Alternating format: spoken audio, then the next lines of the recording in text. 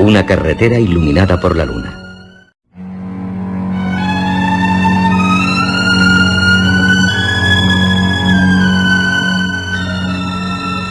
Testimonio del Joel Hedman, Jr. Soy un hombre muy desafortunado. ¿Por qué? Porque soy rico, muy rico, y además bastante bien educado. Y gozo de una salud extraordinaria. Pero no solo soy rico, bien educado y de buena salud. También tengo otras ventajas. Ventajas generalmente muy valoradas por quienes las disfrutan. Codiciadas por cuanto las desean. Suelo decirme que si tales cualidades me hubieran sido negadas, sería menos infeliz. Porque pienso, el contraste entre, digamos, mi vida exterior e interior no exigiría continuamente una atención que resulta ingrata. Bajo la tensión de la privación y la necesidad del esfuerzo, podría olvidar en ocasiones el oscuro secreto, cuya explicación él mismo hace inevitable. Una explicación, por cierto, siempre misteriosa.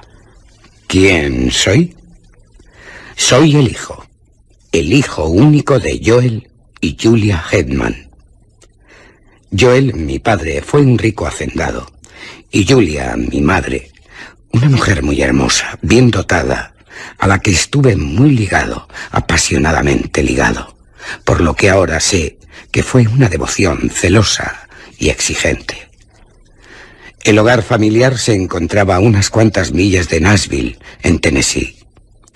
La casa, irregularmente construida, no se la podía definir arquitectónicamente. Era amplia. Estaba algo apartada de la carretera.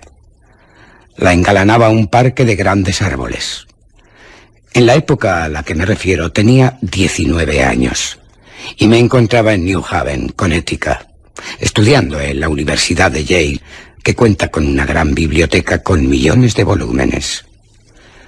Un día recibí un telegrama de mi padre pidiéndome que regresara urgentemente a casa sin darme ninguna explicación, que al menos me aclara algo de tan extraña solicitud.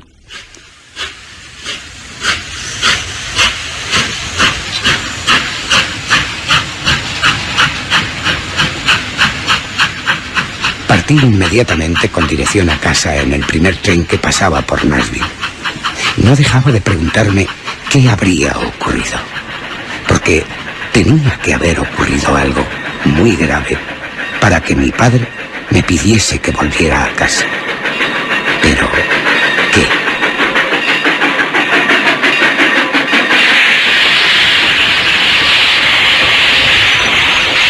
Ya en la estación de Nashville, un pariente lejano que me esperaba, en cuanto descendí del tren, me dijo: Lo siento, Joel, pero...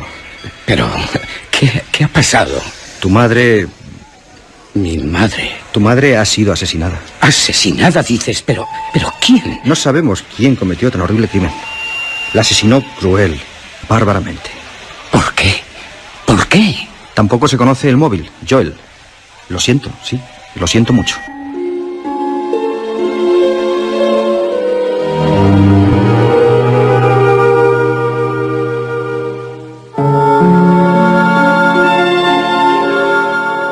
Las circunstancias fueron las siguientes. Mi padre se había trasladado a Nashville con el propósito de volver al día siguiente por la tarde. Pero algo le impidió llevar a cabo el negocio que tenía entre manos, por lo que regresó esa misma noche, antes del amanecer. Explicó en su testimonio al juez: No tenía llave del cerrojo, pero como aún no había amanecido, sabiendo que los sirvientes dormían y no deseando despertarles, me dirigí a la parte trasera de la casa. Lo hice sin ningún propósito especial. La verdad es que a aquellas horas no sabía qué podía hacer. Al doblar una esquina, oí el ruido de una puerta que se cerraba con suavidad y vi, apenas claramente debido a la oscuridad, la figura de un hombre que entre los árboles desapareció de inmediato. Corrí tras él, Estaba convencido de que tal intruso era alguien que acababa de visitar clandestinamente a una sirvienta. Pero la persecución resultó infructuosa. Así que entré en la casa por la puerta que había dejado abierta aquel individuo. Subí la escalera hacia el dormitorio de mi esposa. La puerta estaba abierta y al penetrar, dada la oscuridad, tropecé con un objeto pesado que había en el suelo, cayendo de bruces. Obviaré los detalles, pero quien estaba en el suelo era mi esposa, estrangulada por unas manos humanas.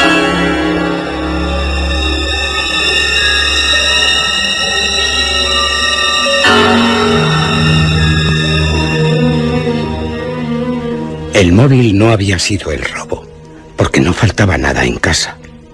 Los sirvientes declararon no haber oído ningún ruido. Y salvo las horribles marcas que el asesino dejó en la garganta de mi madre, no se encontró otro rastro del criminal. Nunca. Ojalá pudiera olvidar aquellas huellas. Dejé de estudiar para permanecer junto a mi padre, que, como es de suponer, estaba muy cambiado. Mi padre siempre con un carácter tranquilo, sereno. Y ahora es como si hubiera caído en un profundo abatimiento. Tan profundo que nada parece llamar su atención. Aunque eso sí, cualquier ruido, de una pisada, de un portazo, despierta en él un gran desasosiego. ¿Recelo? Sí, eso debe ser. Mi padre recela. Se sobresalta notoriamente por cualquier cosa. Se pone pálido y luego recae en una apatía melancólica cada vez mayor. Seguro que sufre lo que llaman una tremenda tensión nerviosa, una crisis nerviosa. Por lo que a mí respecta, era entonces mucho más joven, y eso significa el poder enfrentarse a tales situaciones de forma distinta, con más fuerza. En la juventud hay un bálsamo para cada herida. Ah, si pudiera estar de nuevo en aquella tierra encantada, la de Galat. No estaba habituado al dolor, así que, por expresarlo de alguna manera, no sabía cómo medir su intensidad, cómo valorar mi aflicción. No podía apreciar claramente la potencia de aquel terrible impacto.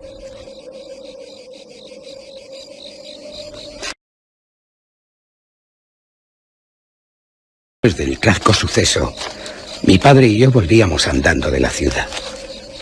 La luna llena llevaba unas 3 horas sobre el horizonte, en el este. En los campos había esa quietud que tiene mucho de solemne, propia de las noches estivales. Creo que el canto de las chicharras, monótono por ser tan incesante, y nuestras pisadas, eran los únicos ruidos que rompían el silencio. Las negras sombras de los árboles a la orilla de la carretera la atravesaban, quedando en ella como un brillo blanco y fantasmal en las estrechas zonas del centro. Cuando nos encontrábamos cerca de la verja de la casa, cuya fachada aparecía en penumbra y en la que no había ninguna luz, mi padre se detuvo de repente. Me agarró del brazo y en un tono apenas perceptible me dijo: Dios mío, Joel, ¿qué es eso? Padre, yo no oigo nada que... Mira. Señaló hacia la carretera delante de nosotros. Mira, Joel. Allí no hay nada, padre. Nada. Entremos en casa. Estás enfermo y... olvídalo. No. Me había soltado el brazo y se había quedado rígido, inmóvil en el centro de la carretera, tan iluminado por la luna, como si hubiera perdido el juicio. A la luz de la luna, su rostro estaba muy pálido, sus ojos penosamente fijos en algo. Le di un suave tirón de la manga, pero se había olvidado de mi existencia. Y al rato, mi padre comenzó a retroceder, paso a paso, pero sin apartar la vista de lo que veía o de lo que creía ver. Di media vuelta para seguirle, pero me quedé inquieto. Estaba indeciso. ¿Tuve miedo? No recuerdo ningún sentimiento de miedo, a no ser que un frío repentino pueda tomarse como una manifestación física del miedo. Sentí como si un viento helado hubiera rozado mi rostro, como si envolviera todo mi cuerpo. Hasta lo sentí en mis cabellos, que los revolvió. En aquel momento, mi atención fue atraída por una luz que apareció repentinamente en una de las ventanas del piso superior de la casa. Uno de los sirvientes que despertó, no se sabe por qué premonición misteriosa, inexplicable, obedeciendo a un impulso que nunca pude comprender, había encendido una lámpara. Cuando me volví para buscar a mi padre, había desaparecido. En todos estos años, no se ha sabido nada de él. Ningún rumor de su destino ha atravesado la frontera de la conjetura desde el reino de lo desconocido.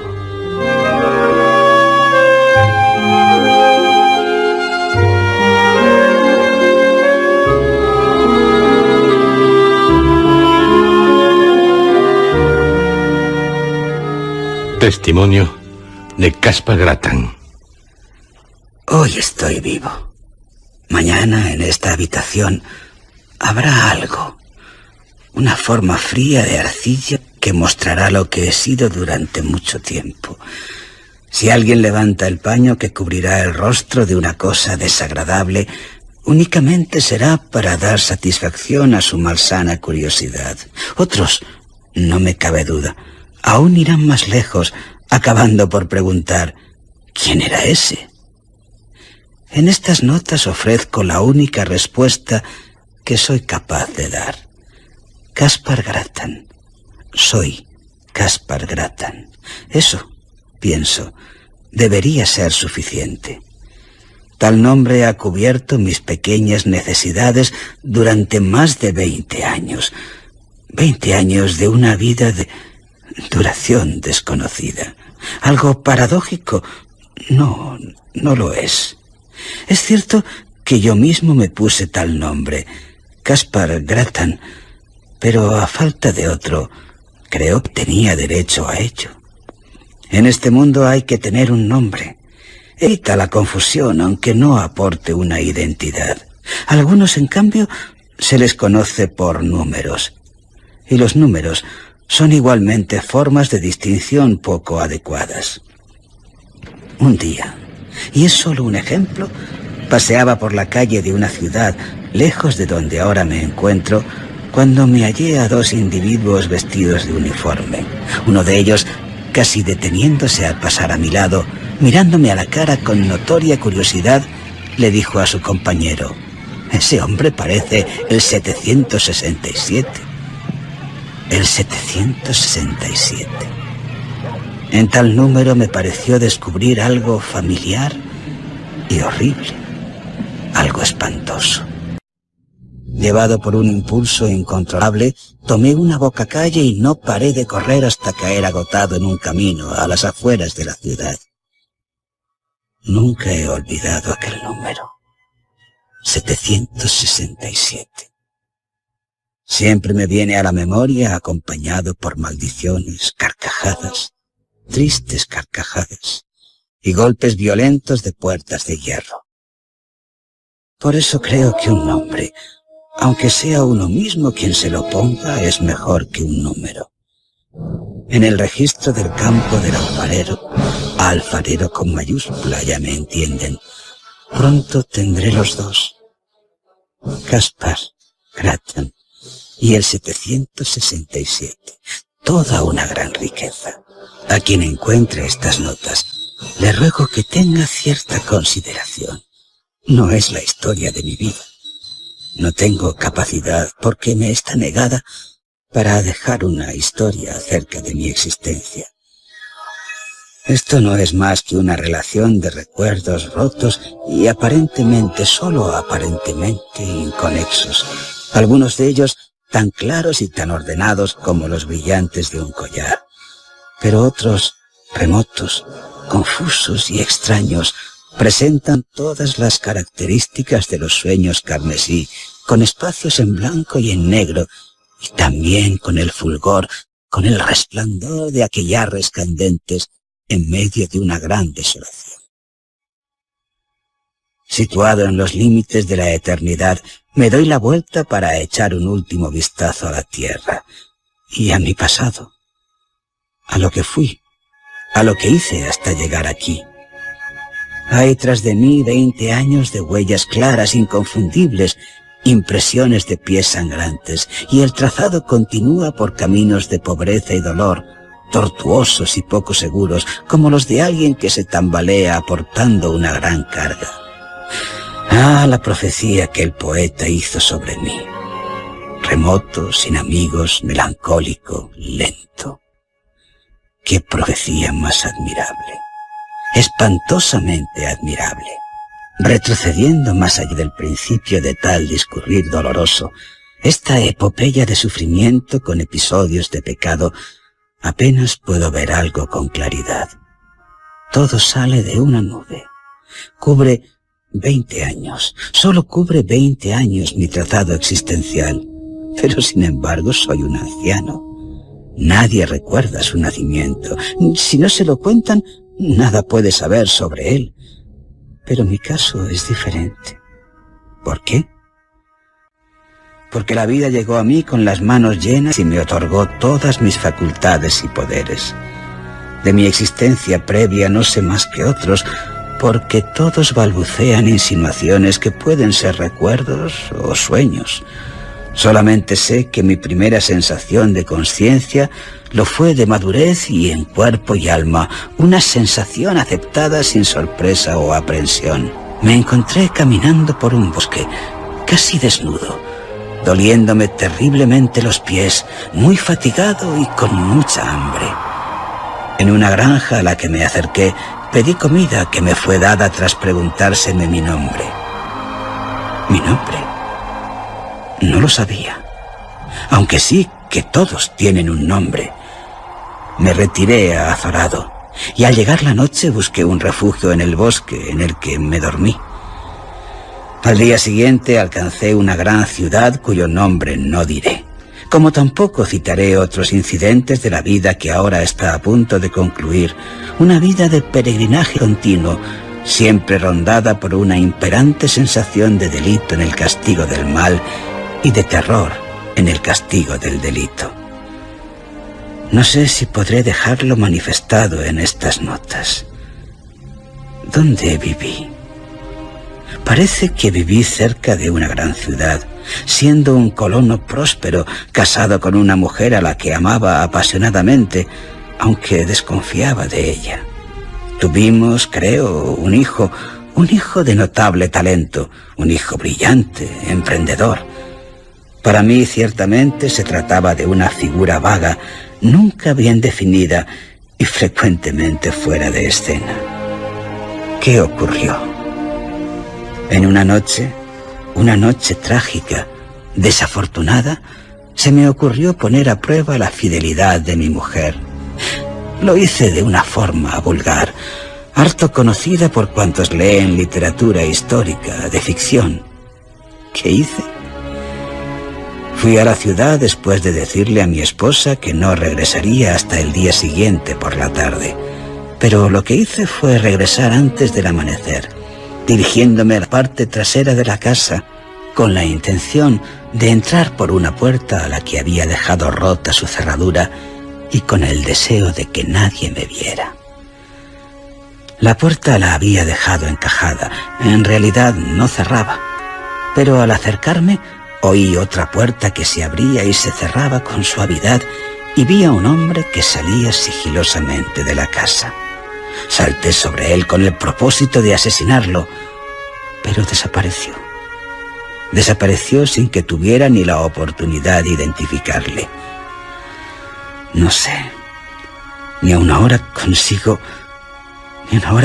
convencerme de que en verdad se tratara de un ser humano. Pero entonces, loco de celos, furioso, ciego y lleno de todas las más burdas y elementales pasiones de quien se considera humillado en su hombría, Entré en la casa, subiendo precipitadamente la escalera que conducía a la habitación de mi mujer. La habitación estaba cerrada, pero también había estropeado la cerradura de la puerta del dormitorio de mi mujer, así que no me resultó nada difícil entrar en él. Reinaba en la habitación una gran oscuridad, pero al momento me encontraba junto al lecho que tanteé con las manos. El lecho estaba vacío, revuelto, pero vacío. Estará abajo.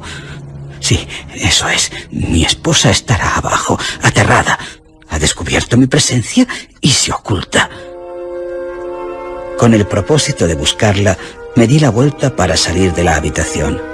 Pero tomé una dirección equivocada, o mejor dicho, la dirección correcta. Porque golpeándome contra su cuerpo, encogido en un rincón, di con ella. Al momento le lancé las manos al cuello y, ahogando su grito, sujeté su cuerpo convulso entre las rodillas, inmovilizándola. Y en la mayor de las oscuridades, sin piedad, sin reprochármelo, la estrangulé hasta la muerte. Aquí acaba el sueño. Lo he relatado en tiempo pasado, pero sería más apropiado relatarlo en el presente. ¿Por qué? ¿Acaso ocurre en el presente y no ocurrió en el pasado? No, no es eso. Es que tal tragedia, una y otra vez, se representa en mi conciencia. Una y otra vez, sí, una y otra vez, trazo mi diabólico plan, descubro lo que sospechaba y desagravio la ofensa. ¿Y después? Después todo queda en blanco. Y pasado un tiempo, la lluvia golpea contra los sucios cristales o la nieve cae sobre mi cuerpo apenas cubierto por algo de ropa. Oigo el chirriar de las ruedas por mugrientas, apestosas calles en las que mi vida se desarrolla en medio de la pobreza, teniendo que realizar trabajos mezquinos. ¿Alguna vez brilla el sol? Si brilla, no lo recuerdo. Y si hay pájaros, no cantan.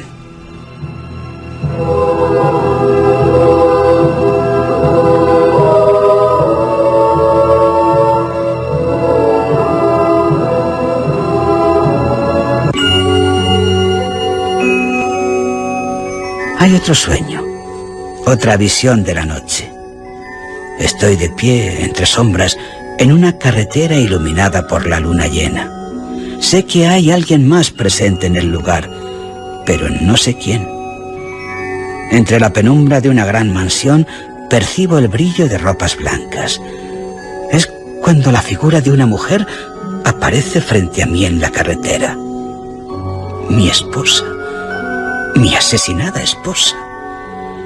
La muerte se refleja en su rostro y esas señales en su garganta. Tiene los ojos clavados en los míos con una gravedad infinita. No es reproche, ni odio, ni amenaza. No es algo tan terrible como el reconocerla. Ante tal aparición horrible, retrocedo sobrecogido, aterrado, con un terror que ahora también me asalta. No puedo, no me es posible emplear correctamente las palabras.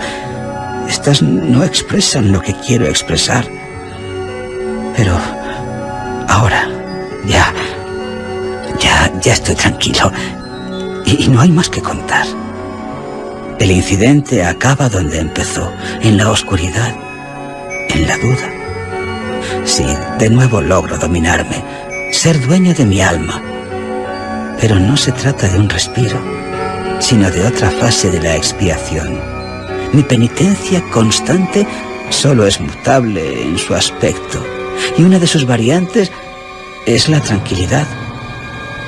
Mi condena es perpetua, al infierno para siempre. Un castigo absurdo, un castigo elegido por el culpable. Pero hoy mi plazo expira. A cada uno, a todos, les deseo esa paz que yo no tuve.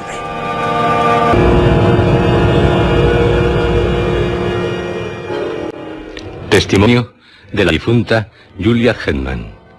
Testimonio recogido a través del medium Beiroles.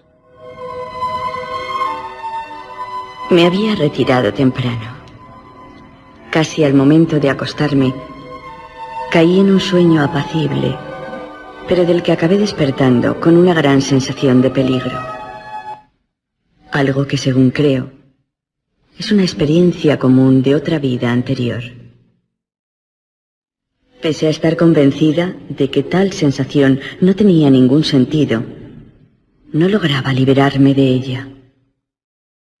Mi esposo, Joel Hedman, estaba ausente, de viaje. Se había ido a Nashville, y los sirvientes dormían en otra ala de la casa. Algo normal que hasta entonces no me había causado ninguna preocupación. Sin embargo, entonces, aquel extraño terror me resultó insoportable. Venciendo mi espanto, me incorporé en la cama y encendí la lámpara de la mesilla. Pero la luz no me tranquiliza, no me alivia, sino todo lo contrario. Es como si la luz haya añadido más peligro. Pero, ¿qué peligro?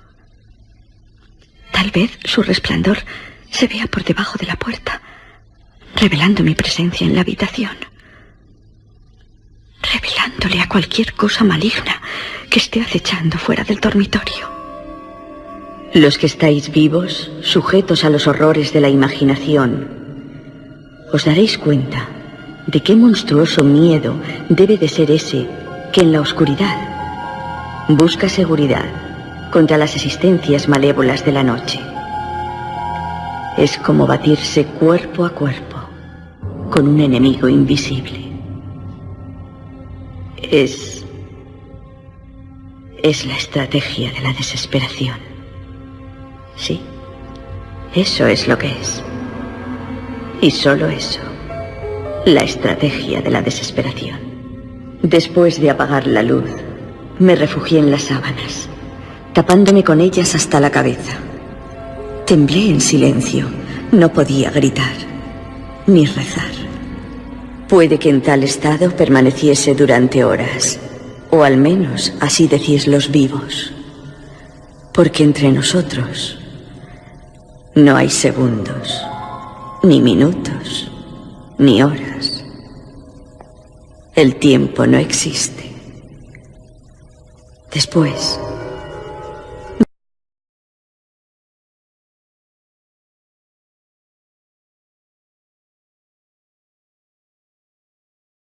por la escalera, peldaño a peldaño. Eran unas pisadas pausadas, torpes, inseguras, como producidas por alguien que no viera por dónde iba. Para mi mente confusa, era mucho más espantoso, como la proximidad de una malignidad ciega y estúpida, para la que no valen ruegos, que no atiende a ninguna súplica. Estaba segura de que había dejado la lámpara del recibidor encendida, y el hecho de que aquella criatura caminara a tientas demostraba que era un monstruo de la noche. Algo absurdo. Sí, porque no coincidía con mi anterior terror a la luz, pero así era.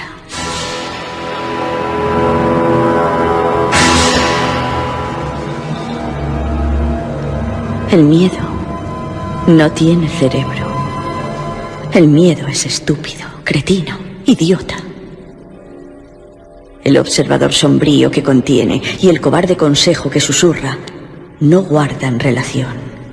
Nosotros, que hemos entrado en el reino del terror, que permanecemos ocultos en el crepúsculo eterno, rodeados por las secuencias de nuestra vida anterior, invisibles incluso para nosotros mismos y para los demás, y que sin embargo nos escondemos desesperados en lugares solitarios.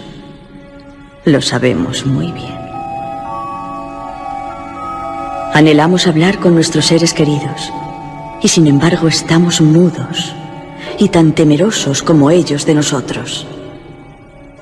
A veces este impedimento desaparece. La ley queda en suspenso. Por medio del poder inmortal del amor o del odio, logramos romper el hechizo. Es cuando aquellos a los que avisamos, consolamos o castigamos, logran vernos. ¿Qué forma adoptamos? Lo desconocemos. Solo sabemos que sea cual sea nuestra forma, aterroriza, asusta a aquellos que más deseamos reconfortar y de los que más anhelamos ternura y compasión. Perdonad, os lo ruego, este paréntesis, un tanto inconsecuente, de lo que una vez fue una mujer.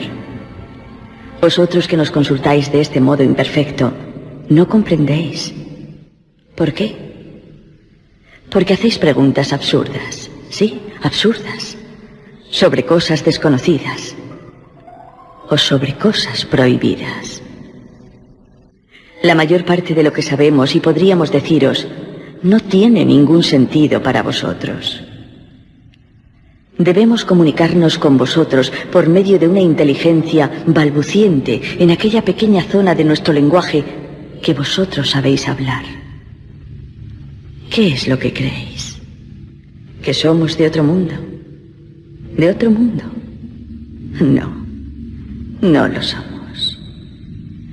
No conocemos otro mundo que no sea el vuestro. Aunque para nosotros no exista ya ni la luz del sol, ni la sensación de calor, ni la música, ni las risas, ni el canto de los pájaros, ni tampoco la compañía. ¿Qué cosa? Sí. ¿Qué cosa es ser fantasma? Algo terrible. Fantasma asustado y tembloroso en un mundo totalmente alterado. Fantasma, presa de la aprensión, de la desolación. Pero no morí de miedo. Aquella cosa que se acercaba por la escalera a mi habitación se dio la vuelta y se fue. La oía bajar, creo que de una forma apresurada, como si también a ella algo le hubiera asustado. Me levanté para pedir ayuda. Pero apenas mi temblorosa mano hubo encontrado el tirador de la puerta cuando oí que volvía hacia mí. Sus pisadas por la escalera eran ahora rápidas, pesadas, fuertes. Hacían que toda la casa se estremeciera. Huí aterrada hacia un rincón, acurrucándome en él. Intenté rezar, intenté gritar el nombre de mi esposo. ¡Joel! Pero la puerta se abrió de un golpe. No sé qué pasó, pero acabé sintiendo una gran opresión en mi garganta. Una opresión que me asfixiaba. Mis brazos sin fuerzas, lánguidos, golpearon algo que me arrastraba. Y noté que la lengua se me escapaba por entre los dientes. Y pasé a esta vida. No, aún no sé, y puede que no lo sepa nunca lo que ocurrió. La suma de lo que conocemos al morir es la medida de lo que sabemos después de todo lo que hemos vivido.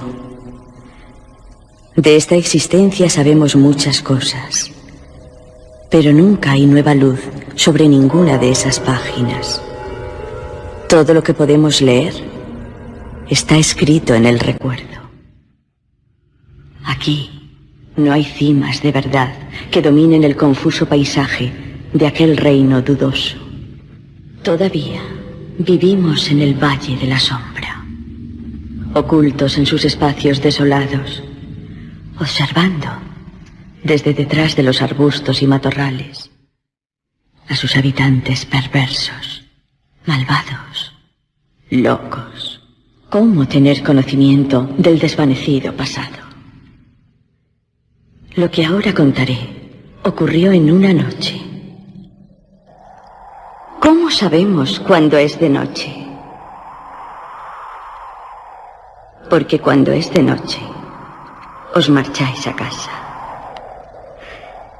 es cuando podemos arriesgarnos, aventurarnos a salir de nuestros escondrijos y dirigirnos sin miedo hacia nuestros antiguos hogares. Asomarnos por sus ventanas, incluso entrar en ellos, observar vuestros rostros mientras dormís. Había deambulado durante un buen rato cerca de la casa en la que se me había transformado tan cruelmente en lo que ahora soy. Deambulé como hacemos cuando alguien a quien amamos u odiamos está dentro. Había buscado, inútilmente, alguna forma de manifestarme, algún modo de hacer que mi existencia, mi gran amor y mi gran pena fueran captados tanto por mi esposo como por mi hijo. Si dormían, siempre se despertarían. O si en mi desesperación me atrevía a acercarme a ellos una vez despiertos, lanzarían hacia mí sus terribles ojos. Ojos vivos, aterrorizándome con las miradas que yo deseaba y apartándome del propósito. En tal noche, los ando sin éxito. Y a la vez, con temor de encontrarlos. No estaban en la casa, ni en el jardín. Ni en la casa, ni en el jardín iluminado por la luna. Porque aunque hemos perdido el sol para siempre, todavía nos queda la luna, completamente redonda o imperceptible. A veces brilla por la noche, a veces de día, pero siempre sale y se pone como en la otra vida. Desde el jardín me fui acompañada por la luz blanca y el silencio hasta la carretera. Triste, sin plantearme ninguna dirección. Dios mío, Joel, ¿qué es eso? De repente oí la voz de mi esposo, lanzando exclamaciones de sorpresa, y la de mi hijo, que procuraba tranquilizarle. Pero, padre, yo no oigo nada que... Mira. Allí estaban, a la sombra de unos árboles, muy cerca de mí, mirándome mi esposo, porque al fin me vio. Al advertir tal sensación, mi miedo desapareció como un sueño cruel. El hechizo de la muerte estaba roto. El amor había vencido a la ley. Loca de alegría, grité. Debí de haber gritado. Me ve. Me comprende. Mira, Joel. Allí no hay nada, padre. Nada. Entremos en casa. Estás enfermo y... olvídalo. No. Aunque tratando de controlarme, avancé hacia mi esposo, sonriente, consciente de mi belleza, deseando arrojarme en sus brazos, consolarle con las más tiernas y cariñosas palabras, y con la mano de mi hijo entre las mías. Siento como si un viento helado me envolviera. Proferí palabras que sirvieran para unir a los vivos y a los muertos. Pero... ¡ay! La cara de mi esposo estaba pálida. Pálida de terror. Me miraba como un animal acorralado. Mientras avanzaba hacia él se alejaba de mí, retrocedía y dándose la vuelta, huyó por el bosque. ¿Hacia dónde? No lo sé. Mi hijo quedó desolado. Nunca he sido capaz de comunicarle ninguna sensación de mi presencia. Pero él, pronto, también pasará a esta vida invisible. Invisible. Y le perderé.